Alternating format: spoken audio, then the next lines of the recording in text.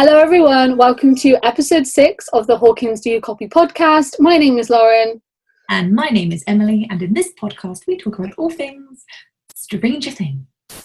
So last week we spoke about the party, so the kids of the Stranger Things world, Mike, Lucas, Dustin, Will, Elle and Max. But today we are combining talking about the teens of the Stranger Things world and also some of our key and favourite adults of the Stranger Things world as well. These originally were going to be 2 separate podcasts, but we have combined them together. Yeah, we think it works putting it both together, to be honest. Yeah, especially because up to, in season 3, Steve is an adult, Jonathan and Nancy are coming up to that, and so it's good to kind of... And their storylines, in a sense, I know we didn't see it too much with, say, Steve, Robin, and all that, but their storylines kind of combine a lot, I think, especially Jonathan, Nancy, and that edge. No, 100%. So we're combining them and talking about them in this episode, and we have paired them off, in a sense. Yeah, I think we've put them in pairings that would make sense to talk about at the same time. Yeah. So, shall we start, first of all, then, let's start with a Wheeler. A Wheeler. Got to start with a Wheeler. Because, last week, the Wheeler was last, so... Yeah. We'll mix it up. So, let's start with Nancy Wheeler. What do we know about her? We know that at the start of the season, so in season 1, she was 16 years old, and I believe season 3, she's coming up to 18. Yeah, she's starting her senior year that's the summer, then in that late August, September time, depending on when America starts school, she'll be going into her senior year. Yeah, so actually on a note then, have they started school then when the buyers are leaving? Possibly. American schooling systems are just very different to the UK schooling system, but then it also differs per state. One week we will research how the American Well, I know ages, I know elementary, junior and senior, elementary, middle school and high school, that's what I'm talking about. And I know freshman, sophomore, junior, senior, but when they actually start school is a different ballpark. I don't know what month it is, so sorry to all Americans out there, but no, we know that they're coming up to 18. She's coming up to her final year of high school as well. So Mike, obviously, because they're related, we know that she lives with her mum, her dad, Mike in this case, instead of Nancy, so her younger brother, and then an even younger sister, Holly Wheeler. Yeah, so she's the oldest child. Yeah, they're described as she described it, I think, as a nuclear family. Yeah. And that's from back in season 1, so everyone kind of does what's expected of them. On the surface, they look like this perfect household. And I think we touched on that very briefly actually last week when we were talking about Mike and Will and how their homes kind of reflect really the personality and that kind of thing. Yeah, I think that Nancy is an interesting one because being the oldest child, she has obviously been around her parents the longest, and I think there is some resentment of that.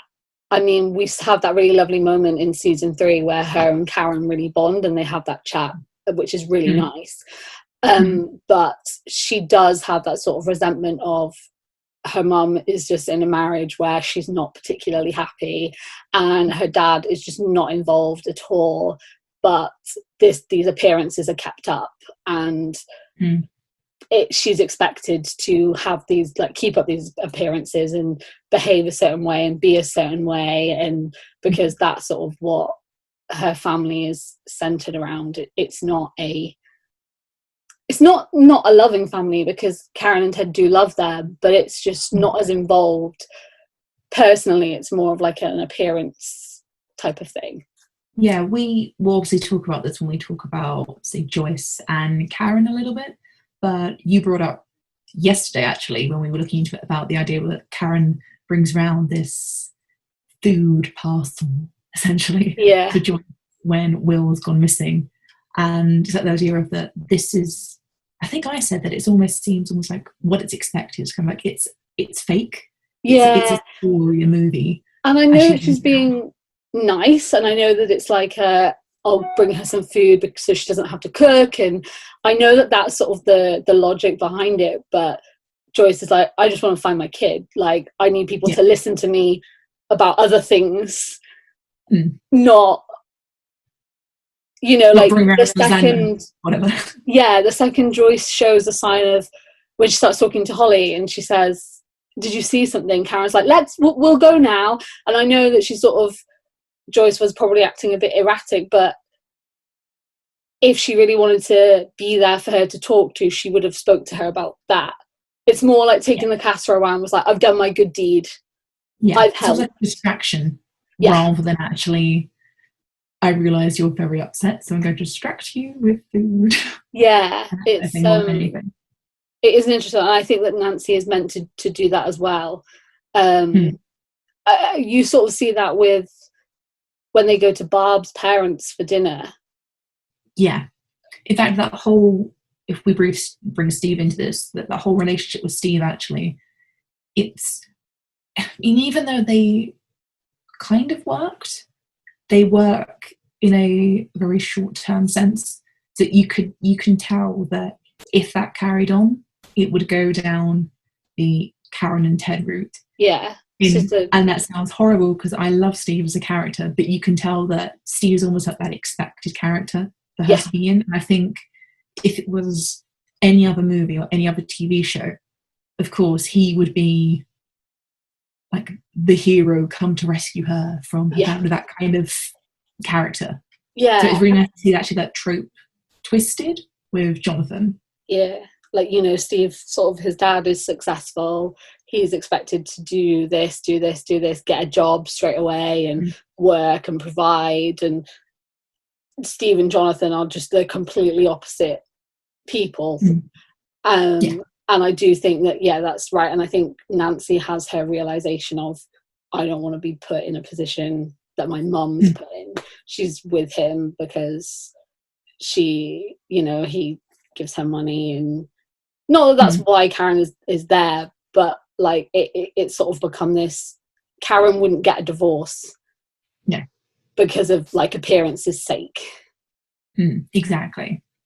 I just feel like I'm really trashing Karen Wheeler, but I really like Karen. I think she's a really good and like complex character, but I think that Nancy is aware of the issues that her mum and dad have.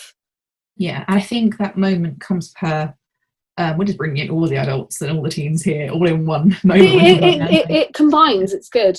Yeah, but when her and Jonathan go and see Murray, and you get that moment of where she's like, no, I love Steve. It's like, oh yeah, we like Steve, but we don't love him. Yeah. And I think that's that flip for, well, very obviously that flip for her, because we see what happens a few hours later. But it's that very much, moment, which I think we see a bits of leap towards the end of season 1, when we really see her bond with Jonathan, and that kind of will they, won't they, oh actually no, they're not right now. I kind of like that though. Yeah. I think she needed time to think about things. Yeah, I actually really liked that she didn't end up with him at the end of season 1. Yeah. Because I think everyone expected it to happen. So when it suddenly was like, oh, Steve's dead, it was that moment of, oh, okay. Yeah.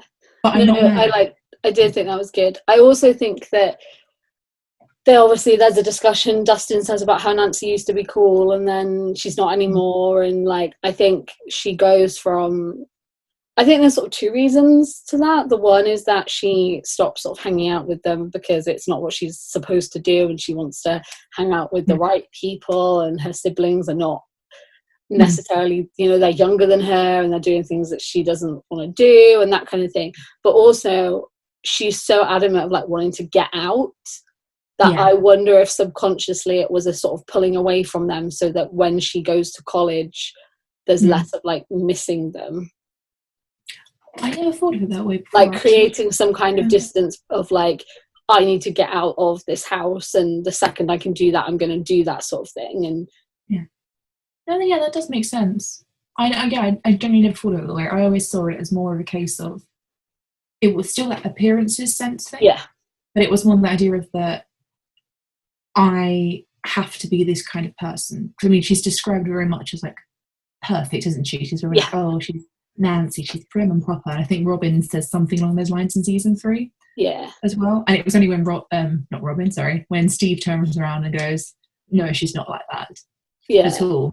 So part of me was wondering if it is that as well, purely the idea of that if I'm playing all these geeky games that my brother's playing, like where I'm dressing up as a dwarf or whatever, then how am I ever gonna get married, end up in a relationship? You know, that it's not.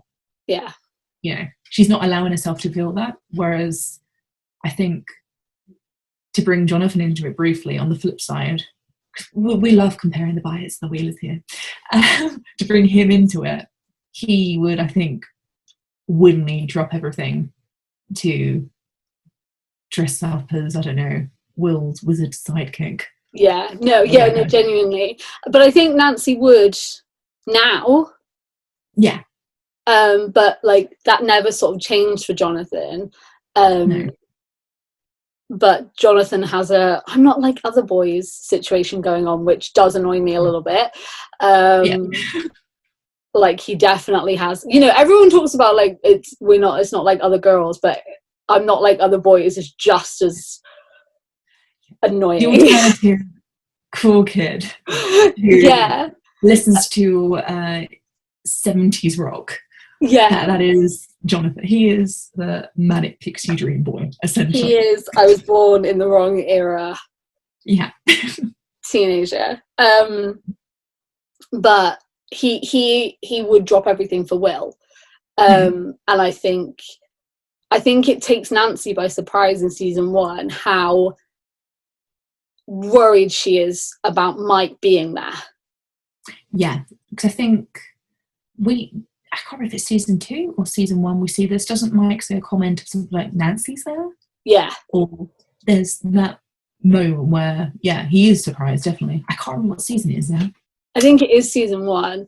But then like Nancy's surprised with how worried she is, and when she says, but I'm not just going to leave Mike, and Mike is surprised that she's there as well. Whereas for Will, it makes sense that Jonathan would be there, because of course Jonathan's going to be there.